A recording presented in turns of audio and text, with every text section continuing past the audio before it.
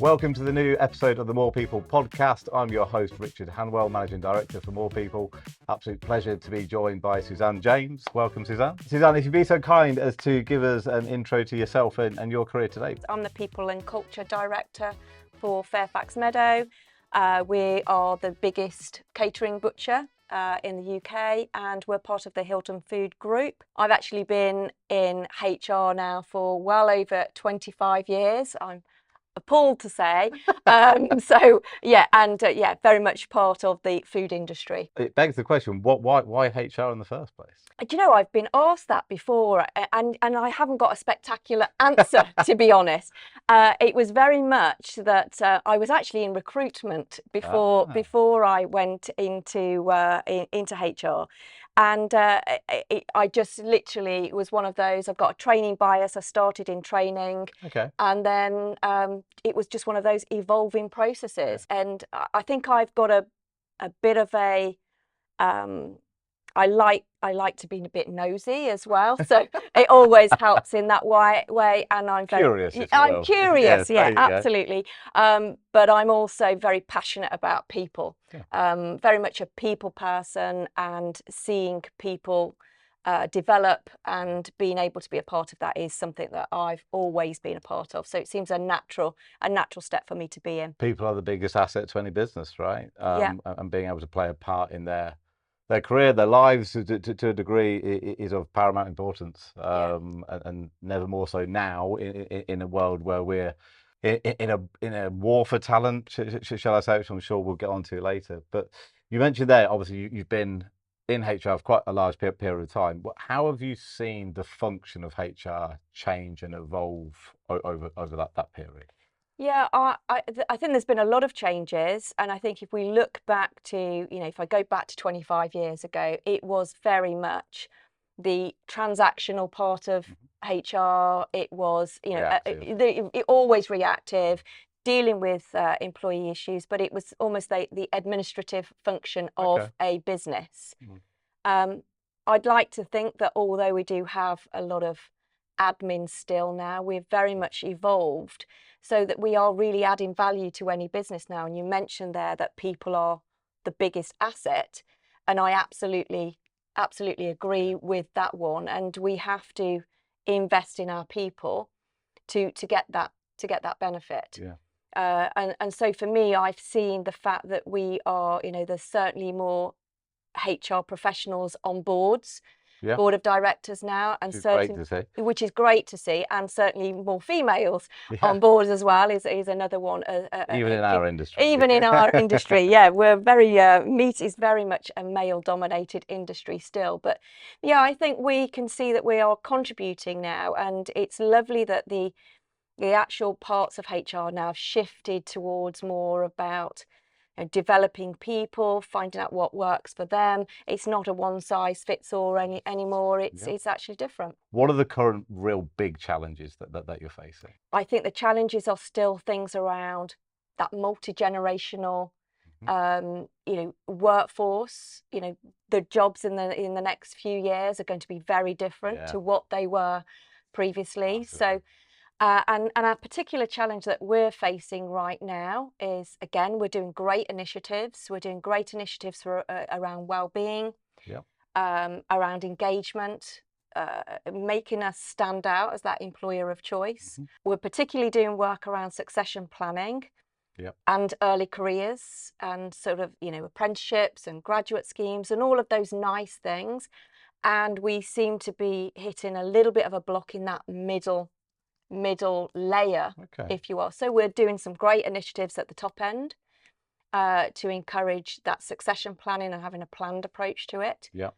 And we're doing some great things to welcome people into the meat industry. You think about the meat industry, and generally people might think about butchery and what have you. You think, well, no, actually, there's huge finance jobs here. There's huge account manager jobs, marketing jobs, right? It's trying to get that piece across. Yeah, you're still running a business. And you still have to have all of those functions of the business. And it is a challenge. It is a challenge to still excite people into that type of industry. And certainly for things around butchers, for instance, we're always looking for butchers. We're all still looking at ways that we can encourage a trade that potentially, with automation, which, you know, Hilton Foods Group is particularly renowned for being an automated, FairFax Meadow is not so. It still specialises in those hand cut portion control, etc.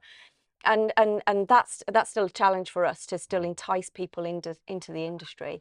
It's getting the food industry to the front of mind of people before they've made that decision of what industry to go to. That proves a challenge to us, and I think we've got to have some more flexible attitudes and you know, be prepared to actually look outside of where our comfort zone is, I suppose, and where we're all, you know, and actually try and take a bit of risk to encourage people, because it's not always the sexiest of an industry. So how do we make it attractive? And we have to continually look at ways to make it attractive to others, because it's a hugely competitive market right now. Yeah, and I think part of that is how do you make safe sexy? Yeah. Because job security is of paramount importance, right? Yeah. We're going into an unknown world in terms of new government, credit crunch potentially, without being all too doom and gloom, recession maybe around the corner, who knows?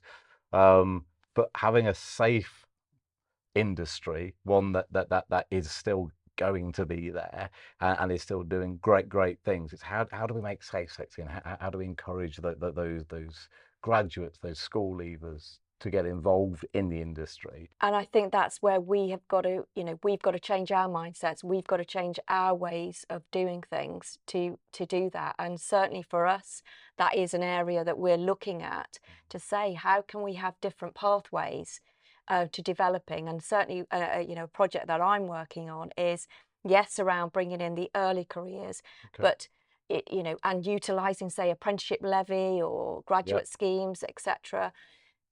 But then, you know, that's not for everybody. No. And so, you know, you definitely want to have those flexible ways and different avenues and different options. And I think the expectation with school leavers and those, you know, the younger people coming through is they want something different. They, you know, they don't want all the same things that we've perhaps always stuck with. So if we don't change as an industry, I think we're going to be stuck as well with that. What is this new generation coming through? What are they looking for? The biggest one that is a challenge for us in our industry is the flexibility of hours. In all job functions? It is, and we've still got some fairly traditional views. And that's a challenge for us in recruitment, particularly, and retaining. I understand the impact that COVID had, and again, kudos to the nation, to the industry of how we evolved, and we had no choice but to evolve overnight, right? But you can't necessarily learn through osmosis if you're sitting at home. No, and certainly for us as a business, we are changing that. And where we're saying that some people can do their jobs from home, we're also noticing that lack of collaboration between departments, that social interaction, just communication. We've become so reliant on Teams or Zoom or whatever, and that actually we're losing that connectivity. Is there sometimes, bit of a closed question, but is there a bit of friction from departments that can work that can't work from home against departments that can? Absolutely, and it certainly is within our environment. You know, and I say never can we, you know, can any operations staff do that? But the bottom line is they can't work from home. No. We can look at different shifts and hours, and actually I was only having a conversation this morning around exactly that let's open out our ideas for people wanting different types of jobs now. You know, maybe people do want a 4-hour-a-day job, and actually that may suit us in certain things, because we might be able to do it over a weekend, or, you know, that might suit people. So let's be open to different ideas. However, we are a production site, and therefore it does cause friction. There's no getting away from that, you know, there are people that say, I'm seeing people that working from home, and we can't do that. We spoke before about retaining knowledge, about the retention of knowledge, and unretiring certain individuals. Talk to me about some of the thought processes and successes that you've had in that part. It's a particular passion of mine, actually, to look at, again, the different top end and bottom end of our career ladders. And certainly for me, the successes I've seen is having a planned approach for your succession, your structural succession plans, and then also about, again, offering different options to people, not assuming that everybody wants to retire. But it's a very dangerous assumption, isn't it? It's a dangerous assumption, but and certainly for me, where I've seen the benefits is where we can actually say, how can we bring in the younger talent, if we can say, and actually have this reverse mentoring type of thing where we can still retain our top talent in different functions, almost like having an alumni of our people that can still pass on that knowledge, but not in the the whole 9 to 5 or the whole stressful environment. I've seen many people get to what is considered a retirement age, having to leave something that they absolutely love and is a huge benefit for the business. Because society tells you have to do that sort of thing, whereas actually what we should be saying is, what would work for you? Would you like to have a secondment for 3 months, go off and do something different? Do you want to bring some new ideas back to us? Could you mentor some people within our organisation and do 2 days a week? You have to prepare somebody and almost train them to retire. Right?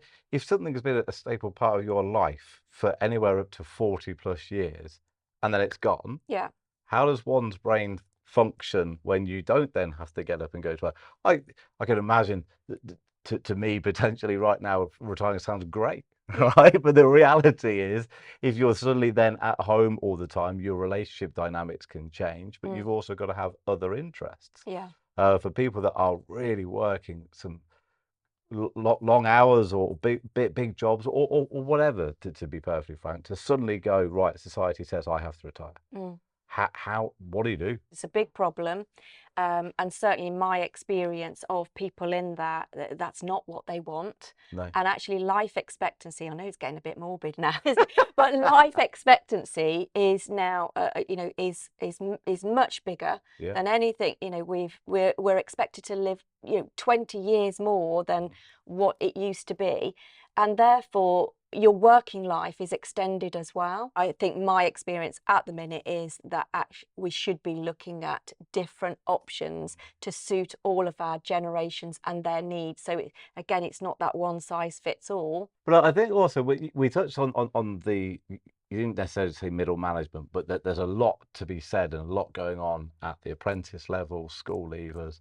We just touched on then about a potentially more mature audience. There could well be a link, could there not, for having a more mature individuals approaching retirement age to help out and mentor that middle bank of people, because that's where the knowledge is, right? They've seen a lot of change. I've often said recently, sometimes the more mature audience can get a bit of grief through generalizing that the evolution that's needed to deal with change. No one's seen more change than these guys, right? When you think about the adaptation needed for technology, pre-COVID, during COVID, post-COVID, everyone's demonstrated so much resilience and ability to evolve and change and finesse, that those are the guys and girls that can really pass it down further down. So I'm really interested to carry on watching what happens with that program, because I think that's genius. Suzanne, it's been an absolute pleasure. Thank you very, very much. Thank you very much, Richard.